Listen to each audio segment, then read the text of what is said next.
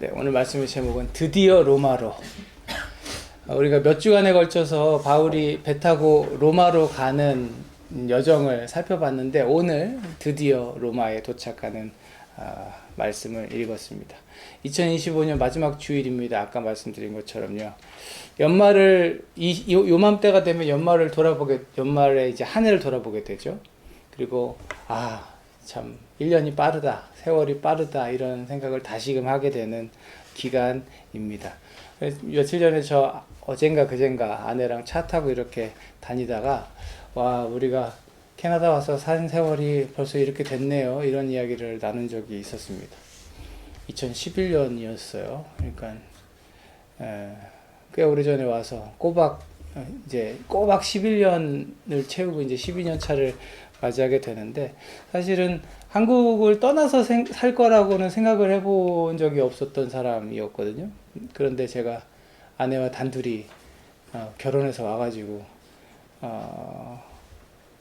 지금 5식구가 되어 있고, 또 이렇게 오래 살게 될 줄 몰랐던 땅에서 벌써 그만큼을 살아내고 있는 거죠. 가끔 그런 얘기 하다 보면 우리 삶은 늘 그런 것 같아요. 이방인으로, 특별히 이제 해외에서 살고 있는 이주한 사람들은 더 그걸 많이 느끼게 되는데, 이방인으로서, 또 그리스도인들은 또 그렇게 고백하죠. 하나님 부르시면 언제든지 이 땅을 떠나야 하는 나그네로서 이 세상을 살고 있는 것 같아요. 어디서 어떻게 얼만큼을 지내게 될지 모르는 삶을 사는 게 우리들 인생인 거죠. 그렇게 나그네로, 이방인으로 사는 삶이요, 하루도 그냥 쉬웠던 날은 없었던 것 같습니다. 아마 여러분도 다 그러실 거라 생각해요. 나이의 많고 적음을 떠나서 누구나에게 주어진 삶은 저마다의 어려움을 가지고 있기 마련이니까요. 우리 막내조차도 어려움이 있을 거라고 생각을 합니다. 그래서 아빠랑 맨날 싸우겠지만, 저도 여러분도 2025년 이제 마무리하면서 지난 세월, 특별히 올 한 해 나와 함께 하셨던 하나님을 떠올려 보면서 감사로 한 해를 잘 마무리할 수 있었으면 좋겠습니다. 참 감사하다, 이렇게 잘 마무리할 수 있음이, 그리고 또 새해가 다가오고 있음이 참 감사하다, 이런 고백하면서 한 해를 마무리할 수 있으면 좋겠어요. 오늘 본문 몰타 섬을, 지난주에 우리가 읽었던 본문 기억나시죠? 몰타라고 하는 섬을, 그 몰타라는 이름을 다들 헷갈리시더라고요. 몰타 섬을 떠나서 이제 배를 타고 다시 로마로 향한 군인들의 이야기를 우리가 살펴봤는데요. 오늘 말씀, 아까 6절의 짧은 구절인데 읽으면서 어떤 게 눈에 들어오셨는지 모르겠는데, 저는 말씀 설교를 또 준비하면서 자꾸 읽으면서 유독 이번 본문에는 날짜를 헤아리는 본문들이 많았다라는 마음을, 감동을 받았습니다. 석 달을, 거기서 사흘을, 이틀을, 하루 만에, 이런 표현들이 등장합니다. 연말이라서 그런지 모르겠어요. 이제 한 해를 돌아보면서 본문을 묵상하다 보니까 그런 표현들이 그냥 눈에서 지나가지 않았던 것 같습니다. 11절 보면요, 이거 하려고 그랬는데 2025년, 네, 감사합니다. 꼭 만들어 놓고 잊어버려요. 함께 할 수 있어서 감사했습니다. 오늘 본문 11절을 보면요, 몰타섬에서 석 달을 보냈던 이 사람들이 이제 다시 배로 바다로 나아가는 모습을 보게 됩니다. 겨울을 난 뒤에 나간 것으로 이렇게 기록이 되는데, 이 배가요, 여기서 지금 탄 배가 이제 세 번째 배 타는 게 되는 거예요. 기억나세요? 가이사랴 출발해서 첫 번째 배 타고 저 오늘날의 그 튀르키예 땅에 갔다가 두 번째 배 타고 막 내려와서 아름다운 항구라는 데서 다시 떠났다가 이렇게 돼가지고 몰타 섬에 가게 됐던, 그리고 거기서 이제 재정비를 하고 세 번째로 출항을 하게 되는 거죠. 여러 정황을 따져볼 때요, 학자들의 의견이 이 사람들이 다시 바다로 나갔던 때가 겨울을 완전 지낸 때가 아니라고 보여져요. 1월 말, 그러니까 한 3월은 돼야 지중해에도 봄이 오고 바다가 잔잔해지는데, 1월 말 아직 채 겨울이 끝나지 않은 때에 다시 배를 띄운 거예요. 아직은 안전하지 않은 이유가 뭐였을까요? 이 배가 그냥 바울만 실어 나르는 배가 아니라는 걸 우리가 다시 한번 생각해 봐야 돼요. 곡식을 나르는 상선이었어요, 상선. 그러니까 지금 이 배의 목적은 뭐예요? 봄을 맞이하기 전에 목적지에 이 곡물을 갖다 주고 다시 가이사랴로 돌아가고 알렉산드리아로 돌아가야 되는 게 이 배의 일정인 거예요. 그러니까 이 배는 그 일정을 맞추기 위해서 막 조금씩 서두르는 거죠. 그렇게 출항한 배가 이제 몰타 섬을 떠나서 여기 이탈리아잖아요. 오늘날의 이탈리아. 저기가 로마인데 여기 가야 되는데 이제 수라구사로 갑니다. 여기서 레기온 갔다가 여기 가서 이제 걸어서 로마까지 가게 되는 여정이 오늘 본문에 나옵니다. 이 수라구사라는 항구, 이 시칠리아 섬에 여기 붙어 있지가 않아요. 섬이에요. 시칠리아라고 하는 섬에 있는 수라구사라는 항구에서 사흘을 머물렀다. 이렇게 나옵니다. 3일 동안 뭐 했을까?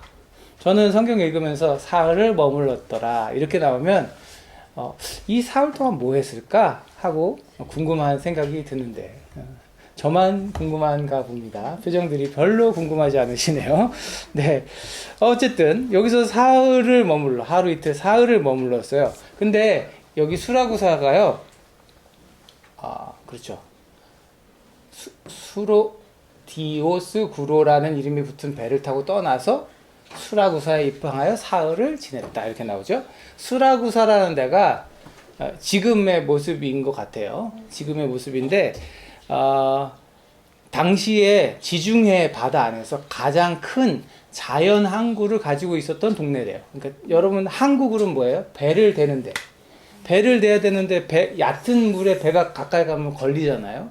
그러니까 항구는 깊은 물 저기를 유지하면서 배가 육지에 닿을 수 있도록 만드는 데가 항구인데 자연적으로 만들어진 가장 큰 항구를 가지고 있었던 도시라고 그래요.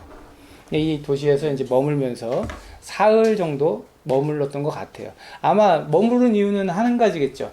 날씨가 아직 불안정했기 때문일 겁니다. 그리고 나서 아까 제가 보여드렸는데 여기서 떠나서 여길 지나가게 되는 거예요. 섬과 육지 사이에 저렇게 좁은 곳은 어떻게 될 것 같아요? 물이 넓게 흐르다가 좁게 흐르면 어떻게 될까요? 물살이 세지게 되겠죠. 그래서 여기는 유독 항해하기가 쉽지 않은 지역이었을 겁니다. 그래서 여기서 날씨를 잘 보다가 오늘 가도 되겠다 하는 날 이제 나가는 거죠. 이렇게 나가서 이제 아까 그 해협을 메시나 해협이라고 하는데 거기 쭉 가가지고 레기온에 다다랐다. 이렇게 나옵니다. 배 타고 이제 육지로 드디어 이제 섬에서 본토 육지에 닿게 된 겁니다. 이렇게 생겼대요. 네, 오늘날의 모습입니다. 네, 바울이 이제 배 타고 여기 다다르게 된 거예요. 레기온에서 이제 기다리는 거죠. 역풍을 계속 만나니까. 그런데 본문 보니까, 본문 13절이에요. 13절 말씀 보면 하루가 지나자 남풍이 불어왔으므로 이렇게 나옵니다. 남풍이 뭐예요? 남쪽으로 부는 바람이에요? 남쪽에서 부는 바람이에요? 남쪽에서 부는 바람이 남풍입니다. 그러니까 아까 지도 보여드렸죠? 남쪽에서 바람이 불어오면 배가 어떻게 갈까요? 북쪽으로 가겠죠? 이건 순풍입니다. 순풍하면 순풍 산부인과만 떠오르시면 안 되고요. 순풍입니다. 네, 웃으라고 했는데 전혀 웃지 않으시나요? 어쨌든 순풍을 만나서 하루 만에 저기 남풍을 만나서 이틀 만에 보디올에 이르렀더라. 여기를 떠나서 저 위에 있는 항구, 더 로마에 가까운 항구 보디올에 내가 이거 여기다 붙여놨어.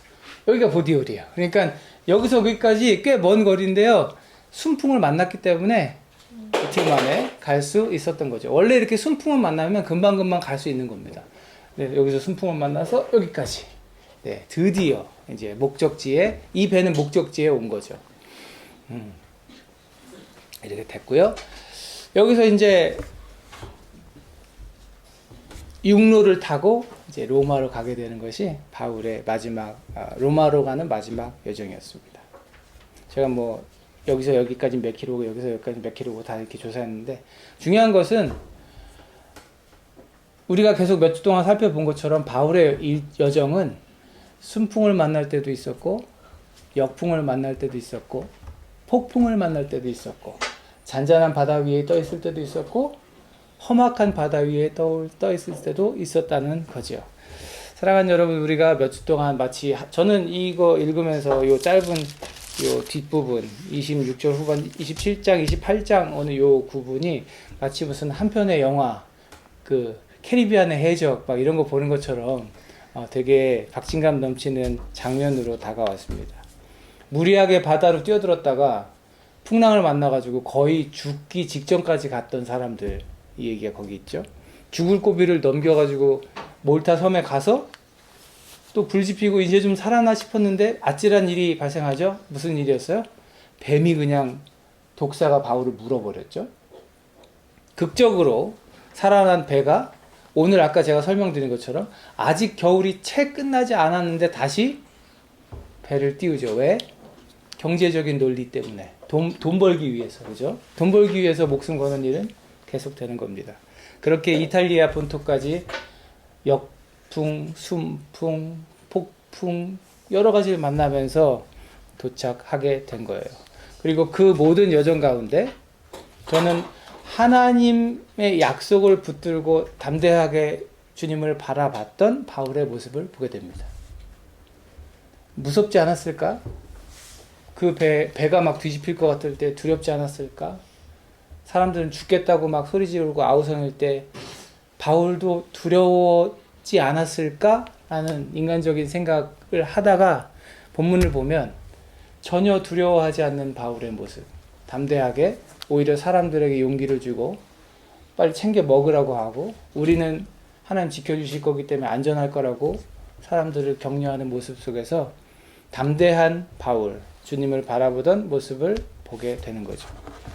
여러 곳을 돌아다니면서 어느 곳에서는 이틀, 하루, 사흘, 일주일, 석 달, 뭐 이런 기간들을 보내면서 바울은 주어진 시간마다 최선을 다해 그리스도인으로서 거기에 서 있었던 거예요. 주어진 상황과 주어진 시간, 주어진 환경 속에서 하나님과 함께, 예수와 함께 그 자리에 잘 서 있었더라는 거죠. 그리고 거기 서 있었던 바울 덕분에 그 바울 주변의 사람들은 하나님을 경험하게 되었습니다. 지금 바다에 나가면 안 돼요. 지금 나가면 안 될 것 같은데, 바울이 이렇게 말했을 때 백부장이 배를 띄웠죠. 누구의 말을 듣고 띄웠나요? 선장과 선주의 말을. 그러니까 이 사람들, 경험 많은 사람들이 괜찮을 거예요 하니까 바울의 말을 무시하고 배를 띄웠다가 어떻게 됐어요? 배가 난파되게 되죠. 그래서 이제는 선장 말, 선주 말 아니고 누구 말을 듣게 됐나요? 바울의 말을 듣게 되죠.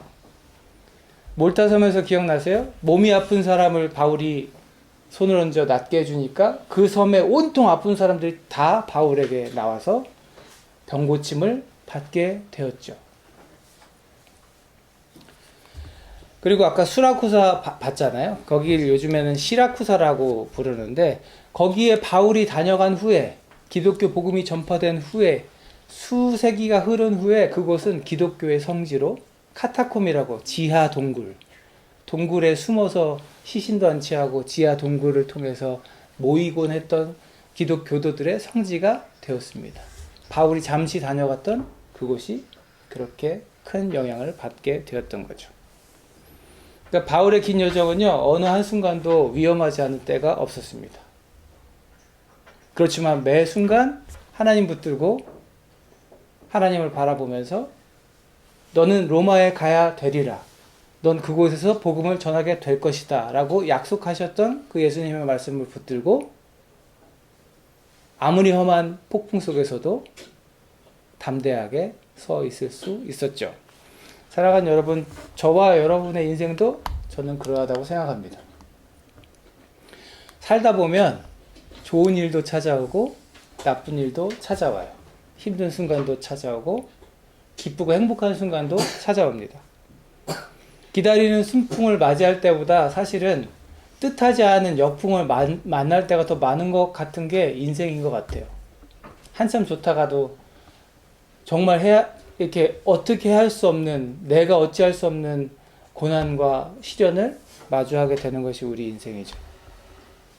로마로 향하던 바울이 그랬던 것처럼 우리의 인생도, 우리의 인생 여정도 이 인생을 여행길, 여정에 비유하곤 하는데 우리의 인생이라는 여정도 언제나 긴장의 끈을 놓을 수 없는 시간들인 거죠.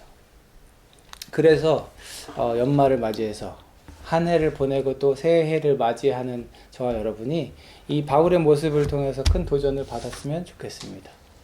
예. 언제 어디서나 어떤 상황에서도 나와 함께 하시는 하나님을 믿고 그 하나님이 내게 주신 약속, 그 약속을 붙들고 내게 주신 비전, 그것을 품고 나아갈 수 있는 저와 여러분 되었으면 좋겠습니다. 이사야 41장 10절 말씀인데 이건 다 같이 한번 읽어볼까요? 시작. 내가 너와 함께 있으니 두려워하지 말아라. 내가 너의 하나님이니 떨지 말아라. 내가 너를 강하게 하겠다. 내가 너를 도와주고 내 승리의 오른팔로 너를 붙들어 주겠다. 주님의 말씀입니다.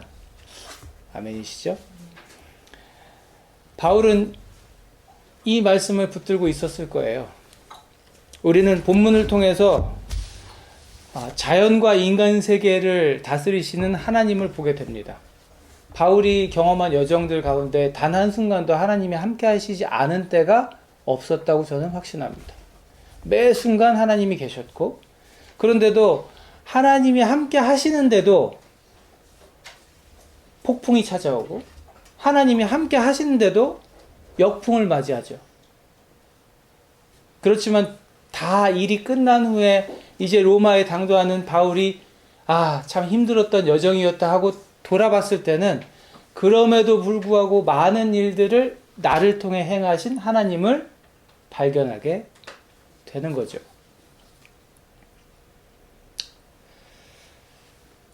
성도라고 하는 사람들은요, 하나님께서 반드시 나를 향한 계획을 이루실 것이다 라는 사실을 믿는 사람들입니다. 저와 여러분, 예수를 믿는 믿음 안에서 성도된 여러분들은 그것을 믿으면서 사는 사람들이에요. 나를 향한 하나님의 계획이 있다. 이 땅에 나를 태어나게 하신 하나님이 나를 향한 계획을 분명히 가지고 계시다라는 것을 믿고 확신하는 사람들인 거죠. 어제도 오늘도 내일도 동일하니라 하고 여기에 써있는 그 하나님께서 태초부터 지금까지 여러분의 삶과 함께 하시고 계시는 거예요. 바울에게 함께 하셨던 그 하나님이 오늘 저와 여러분과도 함께 하고 계시는 거죠. 우리를 사랑하신 하나님께서 우리를 통해 2026년에도 많은 일을 이루시리라 확신합니다.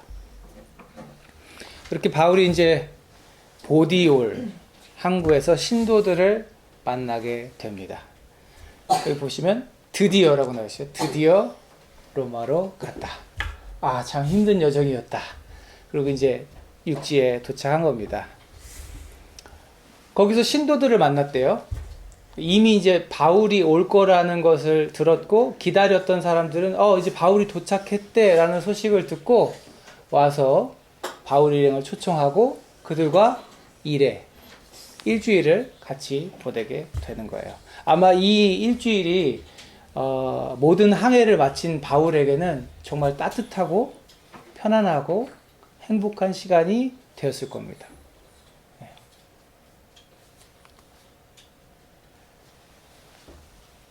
성도들을 여기저기서 만났는데 아피온 광장과 트레스 마을에서 우리를 맞으러 나온 그들을 보고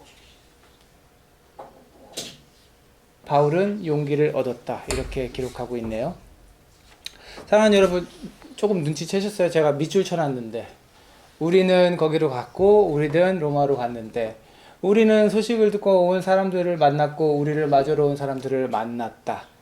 우리는 용기를 얻었다가 아니라 누가 용기를 얻었다고 얘기해요? 바울은 용기를 얻었다. 이렇게 말합니다.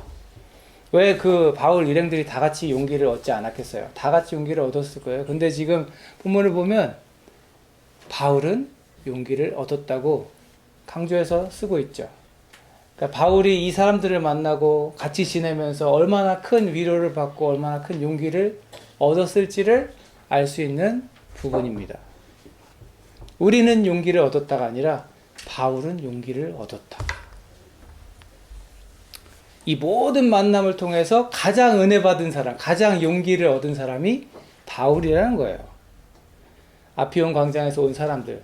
지금 여기 막 소식 듣고 달려온 사람들 누구예요? 신도들 누구예요? 바울을 지지하고 바울을 만나고자 했던 사람들, 바울의 편지를 받고 읽었던 사람들. 지금 처음 만나는 거거든요. 원래 알던 사람들 아니고.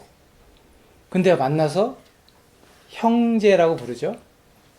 왜 형제예요?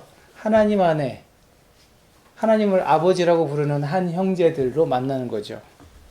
단순한 환영을 뛰어넘어서 하나의 공동체로 모여서 서로 화합한 겁니다. 사랑하는 여러분, 교회 공동체는 그래야 한다고 생각합니다. 예수님을 믿는 같은 신앙 안에서 함께 믿음 가지고 있는 사람들이 모여서 교제하고 나를 위해 달려와 주는 사람들, 내 삶의 이야기를 들어주는 사람들, 그 사람들과 함께 웃고 때론 울고 신앙 안에서 하나 된 사람들 함께 모여서 하나님의 이야기를 하고 하나님께 찬양하는, 예배하는 이 귀한 자리는 하나님께서 우리에게 베푸신 큰 은혜의 자리인 줄로 믿습니다. 여러분, 교회 안에 있는 여러분들을 축복하고 축하합니다. 저와 여러분 그런 공동체 이뤘으면 좋겠어요. 인생길이 험하다고 아까 제가 말씀드렸는데 그 험악한 인생길 같이 걸어가는 형제 자매들이 있음을 감사하며 그렇게 서로에게 형제와 자매가 되어주며 힘이 되어주는 우리 공동체가 되었으면 좋겠습니다. 혼자 걷는 길은 힘들어요. 네, 그러나 같이 걷는 길은 힘을 낼 수 있습니다. 함께 선교하고 함께 예배하고 서로 섬기고 격려하고 날마다 모이기에 힘쓰는 저와 여러분 되었으면 좋겠어요. 드디어 바울에 도착했잖아요. 아마 바울이 이제 육로로 걸어가서 로마에 딱 들어가면서 만감이 교차했을 거라고 생각합니다.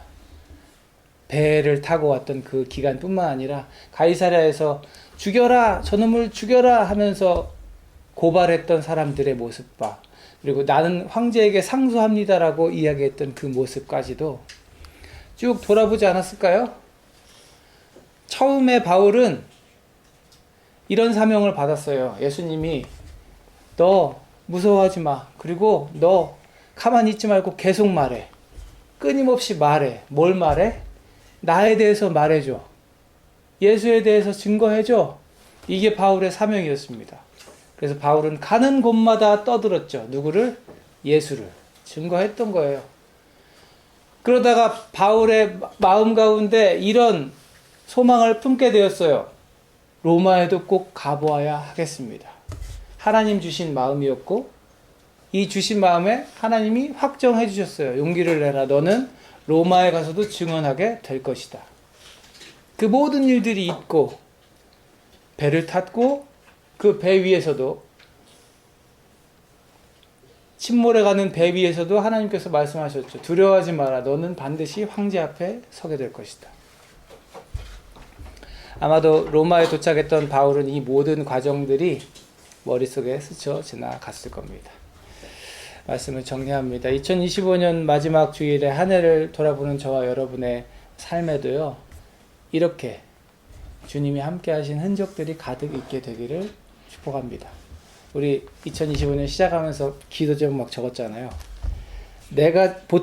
나는 적어도 잊어버리거든요. 제가 그거 받아서 1년 동안 이제 가끔 보면서 여러분 기도 제목 어떻게 돼가고 있나 보잖아요. 무슨 기도 제목 적었는지 기억 안 나시죠? 네. 우리는 적고 잊어버립니다. 그러나 우리가 기도한 그 내용을 하나님은 잊지 않으시는 거죠. 그리고 그걸 돌아봤을 때 하나님이 다 응답하셨구나를 알게 하십니다. 그 모든 것들이 여러분의 삶에 기도하고 응답받고 고민하며 기도했던 그리고 하나님 앞에 붙들고 매달렸던 그 모든 것들이 우리 삶에 예수의 흔적인 줄로 믿습니다.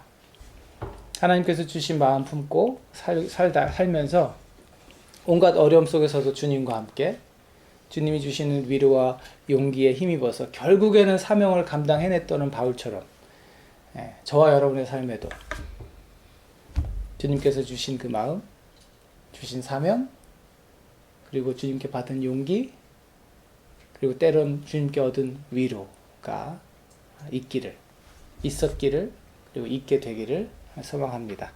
이 시간에 주님이 어떤 마음 주시나요?